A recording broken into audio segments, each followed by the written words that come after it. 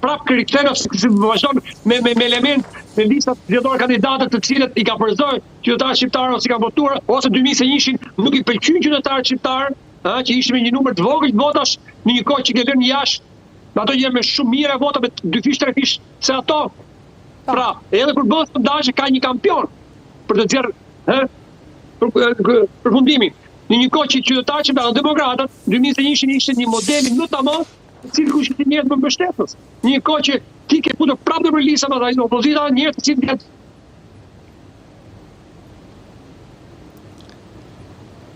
Mi ka një ngecje, presim disa qaste, nëse do të rilidhemi sërish me zotin Sula. Atere, me zotin Dashnur Sula jemi duke komunikuar në këto momente, po zotin Sula më dëgjoni pati një ngecje, ndoshta për shkak të internetit. Rryrje të telefonatë, kërkoj vota, rryrje të për vota. Kandidatët, kërkojnë votat, takime. Do me thënë, nuk ndahet shpirti nga ju? Jam malë kërkuar në trek, s'kam që të bëjt. Duhet të kështë menduar këtë partia demokratike atëre? Tani është vonë. Zgjedhja tyre. Unë për partinë demokratike, jo partinë demokratike, për drejtues e partinë demokratike jam malë pa vlera. Dhe ato të shikoj me 11 maj pasaj se si do dali rezultati.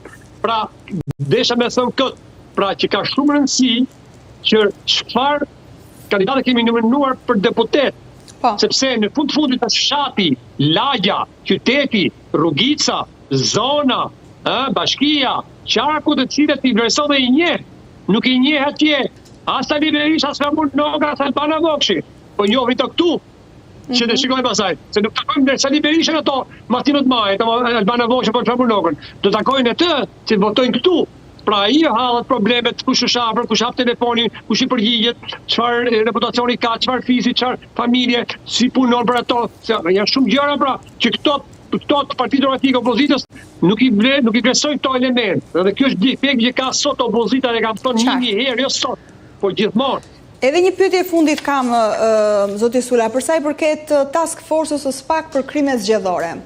Do me thënë, çfarë keni parë deri më tani nga kjo strukturë e ngritur dhe sa shpresë keni që deri në fund do të avijoj punën e saj dhe do t'i parandaloj krimet zgjedhore të paktën kështu siç e ka dhe misioni, si detyrën për çfarë është ngritur?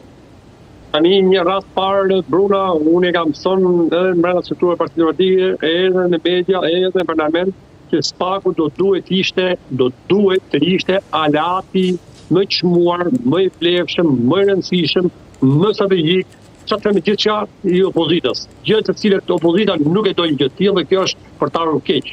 Sepse unë jam i bindur 1000% që SPAK-u kushdo që flet, kushdo që anetemon, nuk pretendoj që SPAK-u është për 90 absolutisht, por është e pafaqshme për opozitën që do kishte ngel thjesht një retorik politike, çdo denoncim i opozitës po mos fatalizohet me fillim të procedimeve penale ndaj zyrtarëve të lartë Partisë Socialiste, majorancës apo të gjykoheshin nga GKO-ja.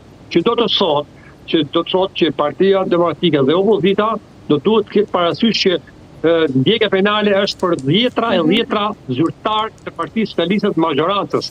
Dhe kjo nuk e arrestimi numri 2 të Partisë Socialiste, 2 Arben Ahmeta dhe të Erion Veliaj nuk e bëri partia, por e bëri drejtësia. Dhe pa diskutim që drejtësia ka probleme dhe unë këtë jam i qartë, dhe ka elementë caktuar të cilët nuk do duhet të kemi, po themi një mbështetje, por do duhet që të kemi kritika. Por jo që të themi ne që qeka SPAK-u organizat kriminale. Po politika, çfarë është atëherë? Është super organizat kriminale. Se nga politika ka derivuar gjithçka. Zoti Sula, unë ju falenderoj shumë